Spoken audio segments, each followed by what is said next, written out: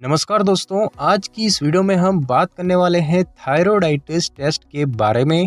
दोस्तों, थायरोइडाइटिस प्रोफाइल थायरोइडाइटिस का पता लगाने के लिए किए जाने वाले कई तरह के टेस्टों का एक ग्रुप होता है और इसमें T3, T4 और TSH, एंटी थायरोग्लोबुलिन और एंटी थायराइड पेरोक्सिडेज टेस्ट शामिल होते हैं। थायराइड ग्रंथि में सूजन आने को थायरोइडाइटिस कहते हैं। थायराइड हार्मोन के कम या फिर अधिक उत्पादन की वजह से यह स्थिति उत्पन्न हो सकती है। गले के निचले हिस्से में थायराइड ग्रंथि होती है और यह तितली के आकार की ग्रंथि होती है और मेटाबॉलिज्म में मदद करने वाले हार्मोन्स बनाती है।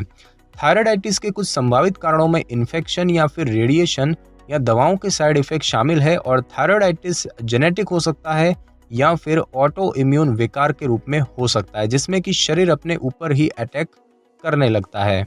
तो बात की जाए थायरोइडाइटिस के प्रकार की कि इसके कितने प्रकार होते हैं, तो बात करें हाशिमोटो थायरोइडाइटिस की, तो यह एक ऑटो इम्यून स्थिति है जो कि पुरुषों से ज़्यादा महिलाओं को प्रभावित करती है। जब इम्यून सिस्टम थायराइड कोशिकाओं को नुकसान पहुंचाना शुरू कर देता है तब यह स्थिति उत्पन्न होती है और इसकी वजह से हाइपोथायरॉयडिज्म होता है और उसके इलाज के लिए थायराइड रिप्लेसमेंट थेरेपी दी जाती है। बात की जाए साइलेंट थायरोइडाइटिस की, तो यह थायरोइडाइटिस का दूसरा सबसे आम प्रकार है और यह भी ऑटो इम्यून बीमारी है जो कि शरीर में एंटी थायराइड एंटीबॉडीज की मौजूदगी पर होती है। बात की जाए पोस्टपार्टम थायरोइडाइटिस की, तो यह ऑटो इम्यून स्थिति कम ही होती है और डिलीवरी के बाद महिलाओं में दिख सकती है। दवा से होने वाले थायरोइडाइटिस की बात करें तो कुछ दवाओं जैसे कि लिथियम, साइटोकिन्स, इंटरफेरॉन्स और एमियोडायरोन की वजह से इस प्रकार का थायरोइडाइटिस कुछ लोगों में हो सकता है।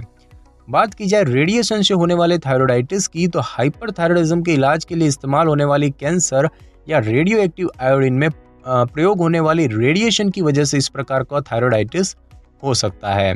और बात की जाए एक्यूट थायरोइडाइटिस या सप्यूरेटिव थायरोइडाइटिस की, तो यह दुर्लभ ही होता है और यह बैक्टीरिया या फिर संक्रामक जीवों से होता है। और बात की जाए सब एक्यूट थायरोइडाइटिस या फिर डीक्यूरवेन थायरोइडाइटिस की, तो यह एक दर्द भरी स्थिति होती है जो कि वायरल इन्फेक्शन होने के कुछ हफ्तों बाद दिखती है। ब्लड टेस्ट की एक सीरीज से थायरोइडाइटिस का पता चल सकता है जिसमें कि शरीर में थायराइड हार्मोन, TSH और एंटीबॉडीज की मात्रा का पता चलता है। जैसे कि दोस्तों बात की जाए T3 टेस्ट यानी कि ट्राई आयोडोथायरोनिन टेस्ट की, तो इस टेस्ट से खून में T3 का लेवल पता चलता है। T3 जो है वो फ्री भी हो सकता है यानी कि किसी चीज़ से जुड़ा नहीं होता और बाउंड यानी कि प्रोटीन से जुड़ा हो सकता है। टोटल जो T3 लेवल है उसमें बाउंड और फ्री T3 जो है वो दोनों शामिल होते हैं।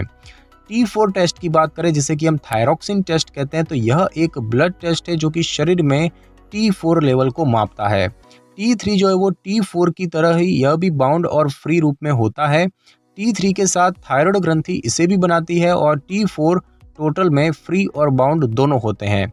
T4 जो है वो T3 के साथ मिलकर मेटाबॉलिज्म को कंट्रोल करता है और शरीर के तापमान, दिमाग के विकास, हार्ट के कार्य और सांस लेने जैसी प्रक्रियाओं को कंट्रोल करता है। बात की जाए दोस्तों TSH टेस्ट की, तो इस टेस्ट में खून में थायराइड स्टिमुलेटिंग हार्मोन के लेवल का पता चलता है।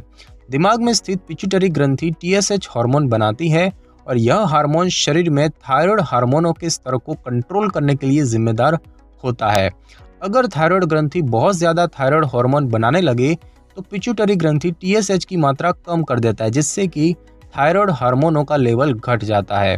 और जब थायराइड हार्मोन बहुत कम हो जाए तो पिट्यूटरी TSH ज़्यादा बनाती है जिससे कि थायराइड ग्रंथि उत्तेजित होकर थायराइड हार्मोनों के उत्पादन को बढ़ा देती है।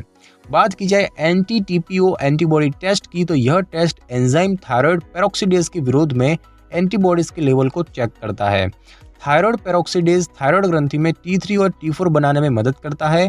थायराइड पेरोक्सिडेज की कमी से हाइपोथायरॉयडिज्म होता है। और बात की जाए एंटी TG एंटीबॉडी टेस्ट की, तो यह ब्लड टेस्ट है जो कि थायराइड ग्रंथि द्वारा बनने वाले प्रोटीन यानी कि थायरोग्लोबुलिन के विरोध में बन रहे एंटीबॉडीज के लेवल का पता लगाने के लिए किया जाता है। थायरोग्लोबुलिन थायराइड हार्मोनों के स्टोरेज और उत्पादन में अहम भूमिका निभाता है। अब हम दोस्तों जानेंगे कि थायरोइडाइटिस जो ये टेस्ट है ये क्यों किया जाता है। तो थायरोइडाइटिस के लक्षण दिखने पर डॉक्टर जो है वो थायरोइडाइटिस प्रोफाइल टेस्ट लिख सकते हैं और इसके 3 स्टेज होते हैं। थायरोइडाइटिस जो है उसके 3 स्टेज होते हैं। पहला होता है थायरोटॉक्सिक फेज, जिसमें कि थायराइड में सूजन की वजह से हार्मोन्स ज़्यादा रिलीज होते हैं। दूसरा होता है हाइपोथायराइड फेज, तो कुछ महीनों या हफ्तों के लिए हार्मोनों का शुरुआत में बहुत ज़्यादा रिलीज होने की वजह से थायराइड हार्मोनों का स्राव कम होना। और तीसरा होता है यूथायराइड फेज, तो थायराइड हार्मोन लेवल नॉर्मल हो जाता है और ये फेज थायरोटॉक्सिक फेज और हाइपोथायराइड फेज के बीच या थायरोडाइटिस के ग्लैंड से रिकवर होने के बाद हो सकता है। थायरोडाइटिस के प्रकार और फेज के हिसाब से लक्षण भी अलग अलग हो सकते हैं। जैसे कि बात करें हाइपरथायराइड फेज की, तो आमतौर पर यह 1 से 3 महीनों तक रहता है और इस फेज में कोशिकाओं को डैमेज होने की वजह से थायराइड हार्मोन बहुत ज़्यादा बनने लगता है। इसके लक्षणों में होता है थकान, भूख बढ़ना, चिंता होना, चिड़चिड़ापन, पसीना ज़्यादा आना और गर्मी बर्दाश्त न होना, दिल की धड़कन तेज होना, वजन कम होना, नींद आने में दिक्कत, चिंता और बेचैनी और साथ ही साथ दौरे पड़ना।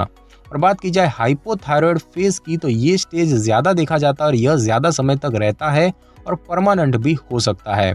अगर कोशिकाओं को डैमेज की वजह से थायराइड हार्मोन लेवल गिर जाए तो कुछ लक्षण दिख सकते हैं, जैसे कि बेवजह वजन बढ़ना, थकान होना, डिप्रेशन होना, कब्ज होना, रूखी त्वचा या फिर ध्यान लगाने में दिक्कत होना। और अब हम दोस्तों जानेंगे कि टेस्ट से पहले क्या तैयारियां की जाती हैं। तो दोस्तों टेस्ट से पहले व्रत रखने की ज़रूरत पड़ सकती है, मतलब कि फास्ट करना पड़ सकता है। अगर आप प्रेग्नेंट हैं, एक्यूट या दीर्घकालिक बीमारियां हैं या बहुत ज़्यादा तनाव में हैं तो डॉक्टर को बताएं। जो भी दवा ले रहे हैं तो डॉक्टर को बताएं। इसमें कि विटामिन, सप्लीमेंट, जड़ी बूटियाँ, डॉक्टर के पर्चे के बिना मिलने वाली दवा और गैर कानूनी दवाएं भी शामिल है। थायराइड की दवा T3 और एंटी-TG एंटीबॉडी टेस्ट और दवाओं जैसे कि स्टेरॉइड, गर्भ निरोधक और दौरे पड़ने वाली दवाएं T3 और T4 टेस्ट के रिजल्ट को प्रभावित कर सकती है। फेनिटोइन, डोपामाइन, फेनोथियाजिन्स और ग्लूकोकॉर्टिकॉइड से TSH टेस्ट रिजल्ट को प्रभावित कर सकता है। और सीवीड जैसे खाद्य पदार्थों जिनमें कि आयोडीन बहुत ज़्यादा होता है, उसमें भी T3 टेस्ट का जो रिजल्ट है वो प्रभावित हो सकता है। और अब हम जानेंगे कि ये जो टेस्ट है थायरोडाइटिस टेस्ट, ये कैसे किया जाता है। तो खून का सैंपल लेकर थायराइड प्रोफाइल टेस्ट किया जाता है। कुछ तरीके से बाह की नस से खून निकाला जाएगा, जैसे कि लैब टेक्नीशियन हाथ पर एक बैंड बांध देंगे और जहां सुई लगाई जाती है उस जगह को एंटीसेप्टिक सॉल्यूशन से साफ करेंगे।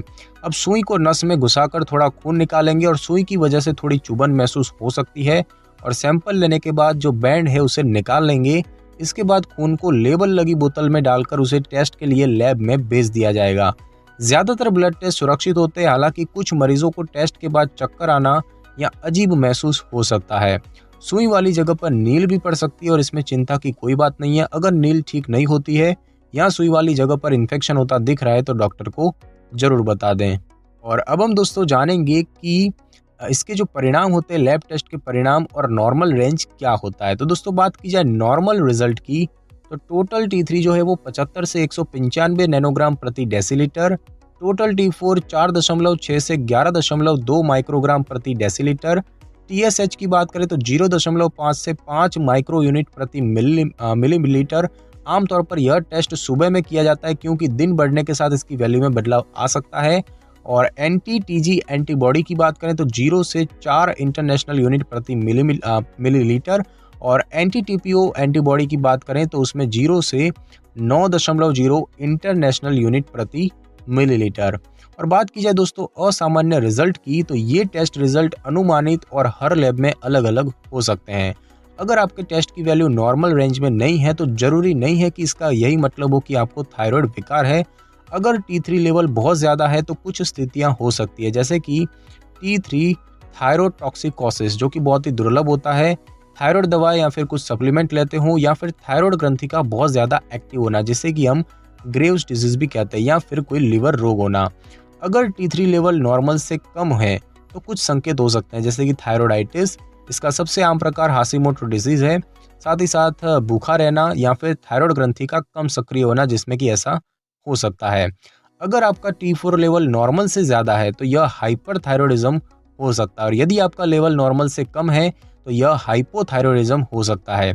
TSH ज़्यादा होने का मतलब हाइपोथायरॉयडिज्म हो सकता है, और TSH लेवल कम होने पर कुछ स्थितियां हो सकती है, जैसे कि Graves disease, toxic nodular goitre या फिर बहुत ज़्यादा आयोडीन। अगर एंटी-TG एंटीबॉडीज़ खून में पाया जाए तो आपका रिजल्ट पॉजिटिव है, और कुछ स्थितियों में ऐसा हो सकता है, जैसे कि हैशिमोटो डिसीज़ जैसे कि हाशिमोटो थायराइडाइटिस, सब acute thyroiditis, Graves disease, thyroid ग्रंथि का कम सक्रिय होना। और अगर एंटी-टीपीओ एंटीबॉडीज़ खून में हो तो आपको हाशिमोटो थायराइडाइटिस हो सकता है।